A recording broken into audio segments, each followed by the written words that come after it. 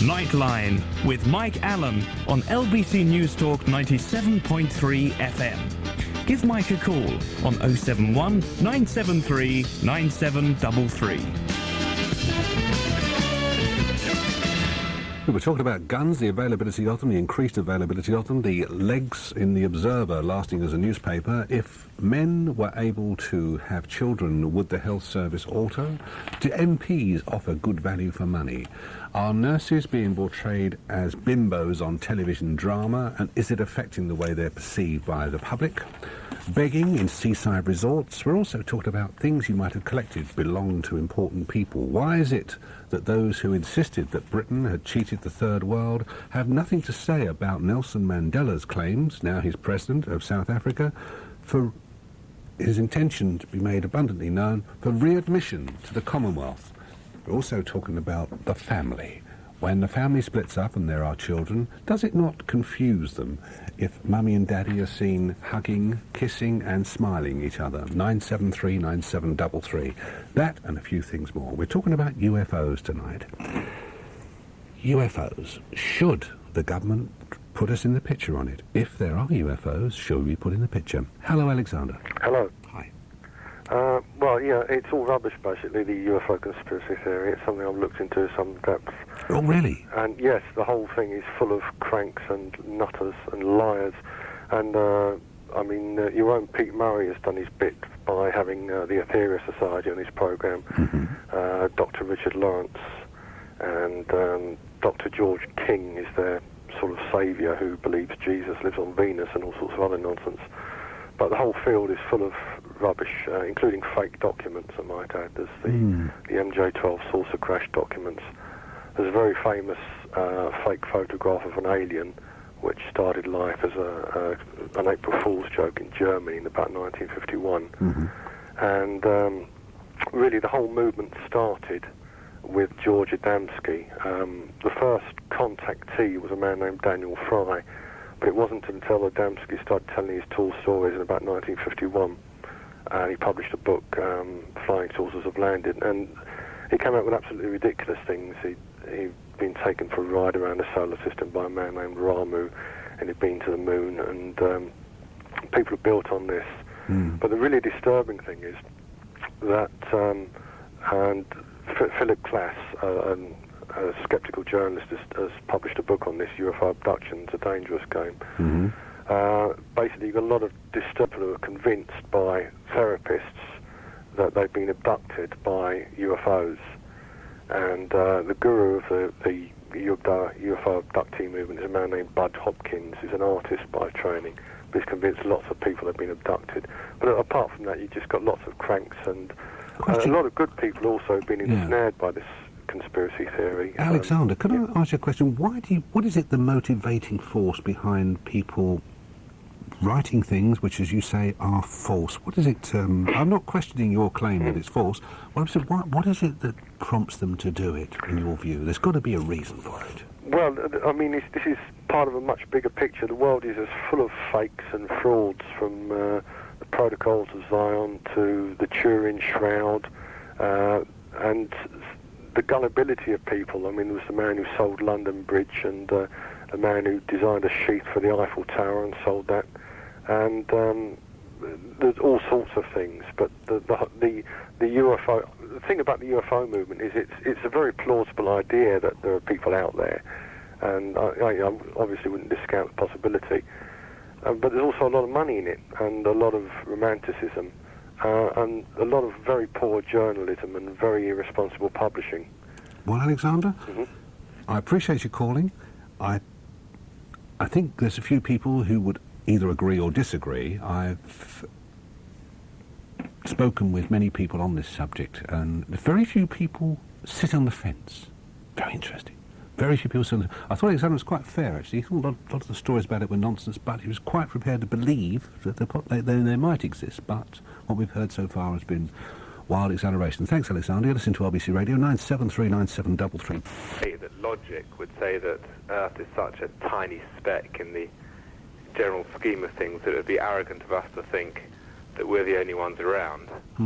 But over and above that, if there is proof somewhere that these flying saucers or other forms of life do exist, I think it's imperative that we know about it.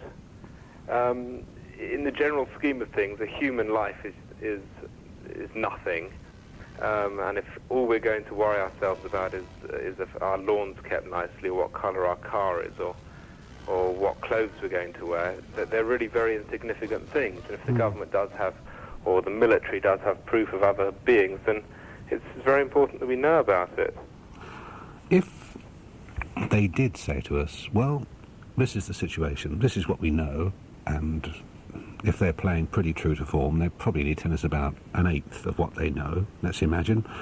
Do you think it would alter our day-to-day existence, or do you think it would bring a sort of trauma amongst the people on the planet? I think it would alter people's thinking, but for the better. You do?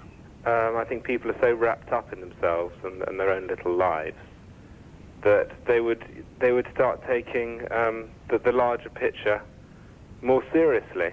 I mean, at the moment, people don't even take their own planet seriously. I'm not a huge ecologist, but I do hold various ecological views. Sure. But if people don't even have any views about their own planet and not really willing to do anything out of the way on their own planet, it might shake them out of their apathy a little bit. Just a knee-jerk response from me, Jonathan. If we did get the word tonight that it had been acknowledged that there were other life forms that we'd come into contact with, all right? I'm not saying how far we'd gone in terms of, communicating, but what difference would it make to your life as from tomorrow morning? Just a knee-jerk. It doesn't have to be too serious, I mean, for example, would you spend more time looking up, or would you say, well, I don't know, maybe I won't bother about, changing the house or something, I don't know. What difference would it make? It'd probably go more along the lines of I wouldn't bother changing the house. I think you see these professors, and everyone says, well, these professors are nutcases and idiots, and they dress weirdly, and that they're on a different plane. I think they've reached the conclusion that the details of day-to-day life aren't important, and what they look like isn't important, and they're dismissed as eccentrics. But I think they've grasped the bigger picture, and they think that everyday conventions aren't important, that they're more willing to look at the bigger picture. It's a good point. Thank you very much indeed. Thanks for making it. You're listening to LBC Radio 973-9733. If there are UFOs, should the governments of the world level with us? Not just this government, but the governments of the world. Those that have proof, evidence, whatever, if there have been a communication, if they have anything, should we be made aware, or should we be kept in innocence? That was my question to you soon after 11 o'clock. Hello, Kim. Hello. Hello. So, what do you think? Yes, I think we should be made aware. If other people are aware, yes. I mean, personally, I would be fascinated. The subject itself, it just fascinates me anyway. You wouldn't be frightened? Not frightened, probably curious. Yeah. But, I mean, I would like to tell you just a couple of little stories. My husband's actually seen a UFO. A few years ago now, maybe 12 years ago. He went to visit a friend. I happened to just to look up, as you do, and saw a traffic light object, red, amber, green, just hovering, in the sky. Lots of other people sort of made a comment, rushed in to get cameras. When they came out, took their photographs. When the photographs were developed, there was nothing there at all. Which was interesting, to say the least. And another instance was a cousin of mine who now lives in South Africa. When he was very tiny, he was about 6. They lived in Kent, here, very close to a field near a school. He couldn't sleep one night, and when he woke up, he heard this horrendous whirring noise. Looked out of his bedroom window and saw a huge silver object, like the usual run-of-the-mill round spaceships, hovering about 2 feet from the ground. Called his father and said, "Look, Dad, I've seen something out the window." And my cousin said, "Don't be silly, there's nothing there." When he looked, there was nothing. When Richard looked again, it was there. And he was so disturbed by this that he screamed and kept on and on and on. And his father actually rang a local newspaper because he was so fed up with his son's performance. And the newspaper said, oh yes, they've had several sightings in your area in the last few minutes, and it's getting further and further afield, minute by minute, the sightings. What he actually saw, I don't know, but I mean, he's 22 now, he remembers it as vivid today as he did then. He just describes this huge saucer. When they actually went out into the field the following day, there was a huge burn mark, a circular burn mark in the field. Yes. But nothing else at all. And which part of the world was this? Kent. In Kent. Maidstone. Yeah. Fascinating. It is. It's fascinating, Kim. And I didn't interrupt, I just let you tell the story, because sometimes when people interrupt on stories such as that, I sometimes feel they're trying to influence what the person's saying. So I just gave you a completely clear feel. We were talking that maybe we've been softened up a little bit by some of these movies that feature aliens and stuff like that. Do you think there's a possibility of some truth in that? Maybe, but then again, where do these ideas come from? I mean, somebody must put the ideas in somebody's head. As the caller said before, his uncle worked for NASA. His description was practically the same as the Steven Spielberg film. Somebody thinks of these images. Where do these images originate from? It's a very good point, Kim. Thank you very much indeed. You're listening to LBC Radio. 9739733 UFOs. Fred, we were talking about withheld information. Is it dangerous that information withheld should be withheld, or should we know about it? What do you think? Well, I've got a complete open mind about the complete UFO scenario.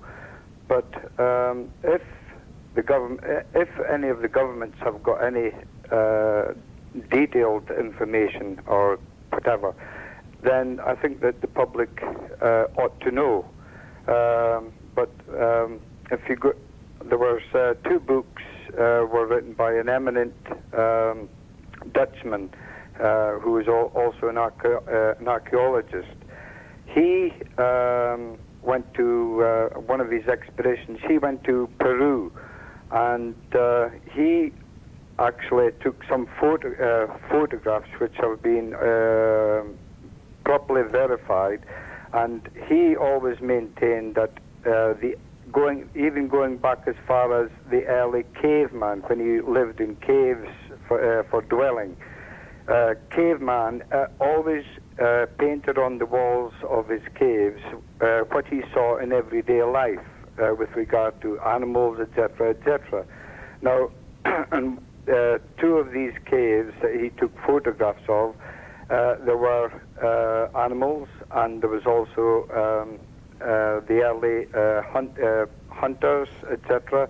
But primarily with regard to UFOs or aliens from another planet, there was matchstick men with complete with arms, legs, but they also had like a halo round the head with 2 what would, in all intents and purposes, be how we say it, like oxygen pipes coming out from these halos.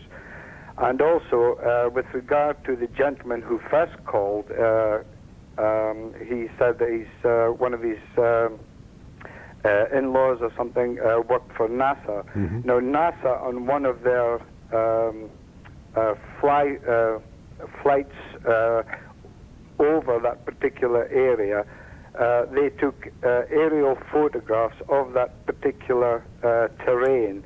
And when you look with infrared cameras, and when the aerial photographs show, for all intents and purposes, that you're looking down on an international airport, if you can follow what I mean, yeah? Yeah, exactly. I think I remember the book you were talking about, actually. I think it was Erich von Däniken, wasn't it?